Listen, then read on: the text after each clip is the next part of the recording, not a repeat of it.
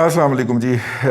آج سے کوئی 3 ساڑھے 3 سال پہلے کی بات ہے کہ سپریم کورٹ آف پاکستان کے ایک فل بینچ نے ایک فیصلہ دیا، اور فیصلہ یہ تھا کہ راولپنڈی کا جو بیریا ٹاؤن ہے اور اس کی جو ایکسٹینشن ہے وہ ایسی زمین کے اوپر ہے جو کہ زمین جنگلات کی زمین ہے. یعنی کہ ہر شہر کا جب ماسٹر ڈیزائن بنتا ہے تو اس کے اندر کچھ ایسی پاکٹس چھوڑی جاتی ہیں جہاں پہ کوئی بھی آبادی نہیں ہوگی، کوئی بھی کنسٹرکشن نہیں ہوگی، کوئی بھی پانی کی جھیل بھی نہیں بنائی جائے گی. وہاں پہ صرف پودے اگائے جائیں گے جو اس شہر کے ٹمپریچر کو مینٹین رکھیں گے، ورنہ لوگ جو ہیں وہ آکسیجن کی کمی کی وجہ سے مرنا شروع ہو جائیں گے وہاں پہ. یہ ماسٹر پلان کے تحت اگر یہ نہیں کیا جائے گیا تو اسلام آباد کا بیڑا غرق ہو جائے گا اور پنڈی کے اندر جو ہے وہ لوگ جو ہیں وہ چلے جائیں گے. اس فیصلے کا جاری ہونا تھا کہ تمام میڈیا کو دندل پڑ گئی.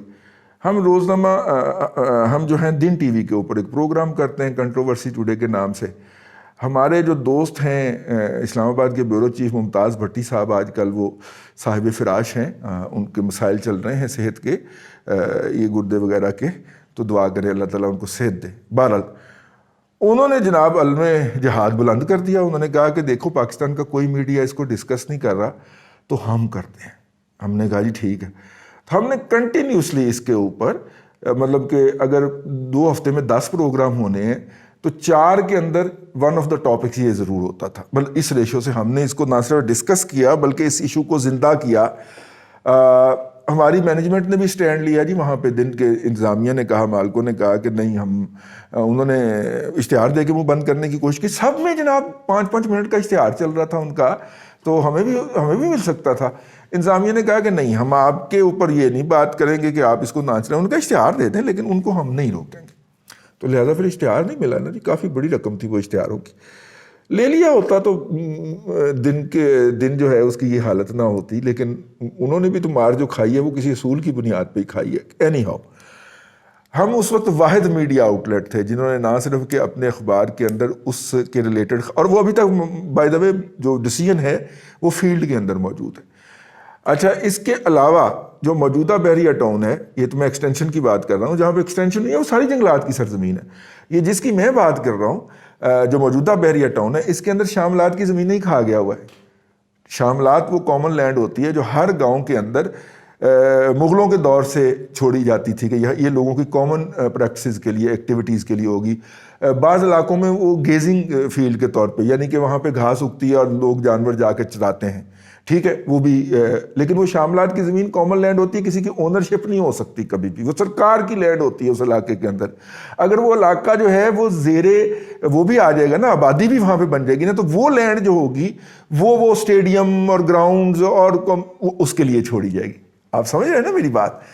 وہ لینڈ اس موجودہ بیریا ٹاؤن میں ضم ہو کے یہ لٹیرا کھا گیا ہوا ہے اور اس کا کیس پینڈنگ ہے. وہ کیس ختم کیا تھا چودھری پرویز لائی نے آ کے نا، اور پچھلے دنوں عدالت نے پھر لے لیا تھا نا، تو پھر چھوڑنا پڑا، اس کا سنگلی کھولنی پڑی نا ثاقب نثار کی. اس نے آگے اس کے اوپر قانونی، وہ تو صادق اور امین کا جو سرٹیفکیٹ جاری کر سکتا ہے، تو وہ ان چند درجن ایکڑوں کے اوپر کیوں نہیں پھیر سکتا بھی ہے؟ تو وہ پھیر کے چلا گیا. خیر، 2 نمبر آدمی ہے، 2 نمبر آدمی تھا، 2 نمبر آدمی رہے گا. اسی طرح دنیا کے اندر اس کا نام لیا جاتا رہے گا جس طرح میں لے رہا ہوں. لیکن وہ بڑیاں بد کرداریاں کر کے گیا ہوا. اس کے اندر یہ بھی ہے.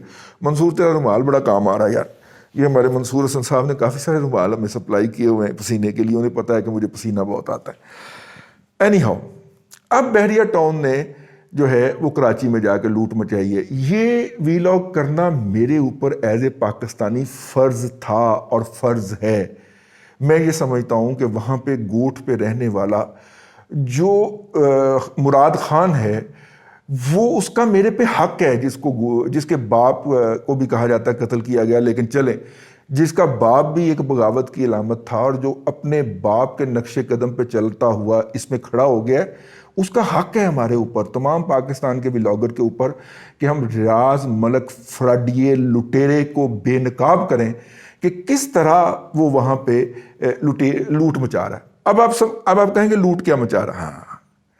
فراڈ کی ابتدا یہ ہوتی ہے کہ ریاض ملک صاحب جو ہے وہ بلوچستان اور سندھ کے بارڈر کے اوپر ایک ایسی زمین کا ٹکڑا خریدتے ہیں، سندھ میں ہی، صوبہ سندھ میں ہی، لیکن وہ بلوچستان وہ ہب سے آگے وہ دریا ہب کے پرلی طرف وہاں پہ جا کے جہاں سے بلوچستان شروع ہوتا ہے اور وہاں تک کوئی رسائی نہیں ہے ویسے by the way by road, لیکن وہ وہاں پہ جا کے ایک پیس آف لینڈ خریدتے ہیں اور وہ بنجر ہے، وہ دور دراز ہے، رسائی نہیں ہے، پتہ نہیں کہے کیسے ہوں گے، لیکن وہ خریدتے ہیں اور اس کے بعد سندھ حکومت کو اپروچ کرتے ہیں کہ یہ لینڈ آپ ہم سے لے لیں اور موجودہ بحریہ ٹاؤن کی اتنی ہی لینڈ ہمیں دے دیں۔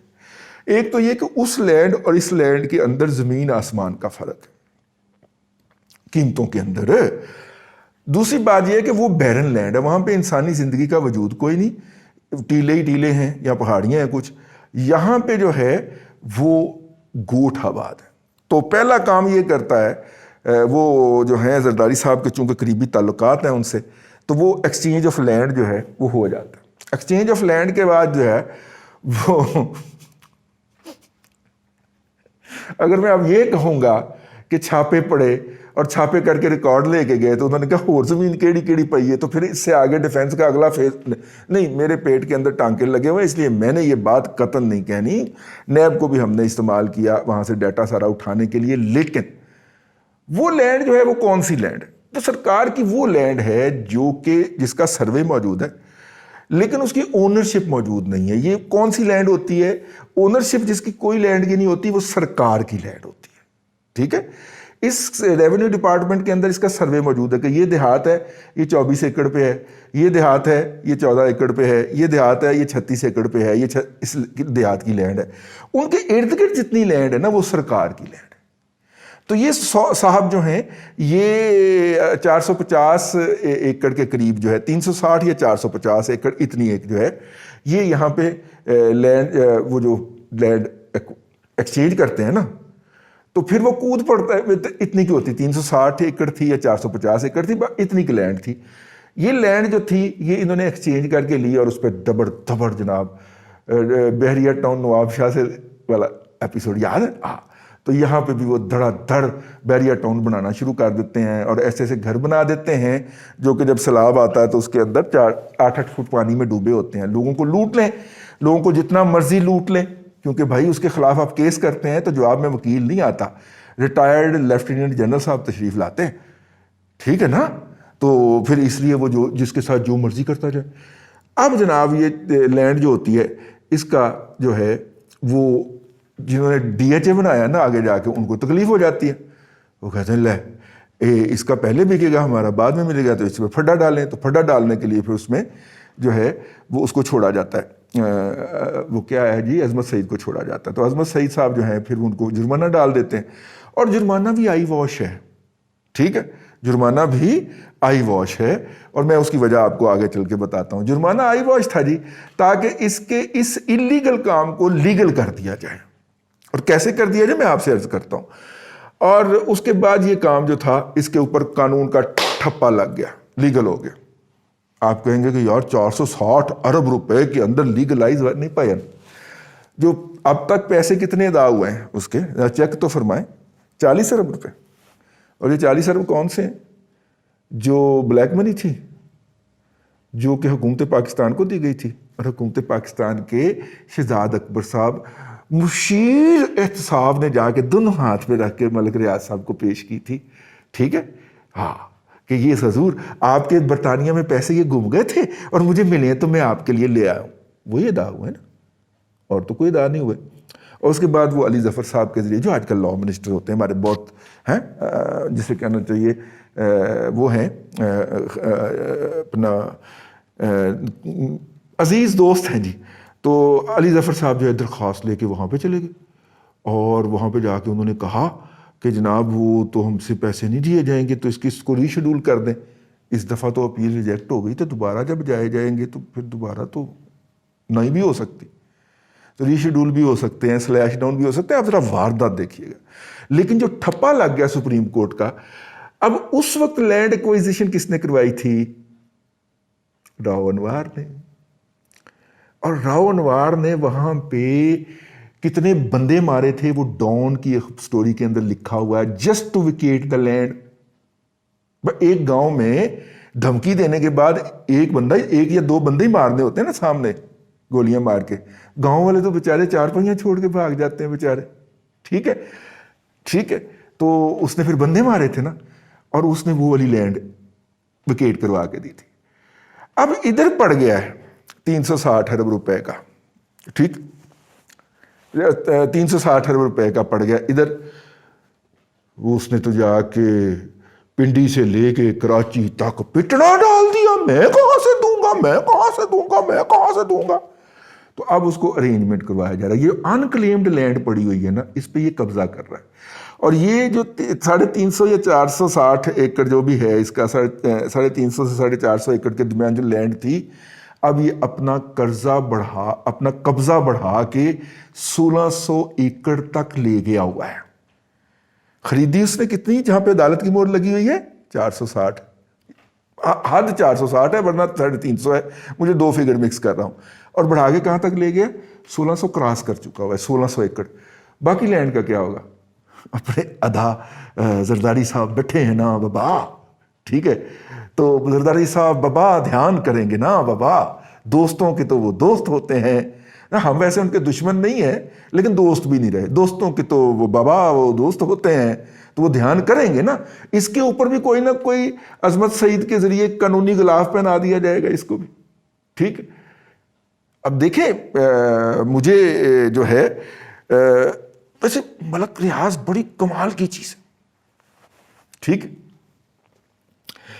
سننے میں آیا, اگرچہ ادھر سے ڈینائل ہے, لیکن سننے میں آیا ہے کہ اتفاق فاؤنڈری کی جو زمین آکشن ہوئی تھی, جس کے اوپر اتفاق فاؤنڈری قائم تھی, کوٹ لکھپت اسٹیشن سے ہیں, ہاں, اس کے اوپر جو قائم تھی, اس کی زمین جو تھی اس کی ڈسمینٹل ہو گئی, زمین بک گئی. اس کی زمین جب آکشن ہونے لگی, نیلام ہونے لگی, تو کوئی الحمد گروپ تھا, اس نے خریدی.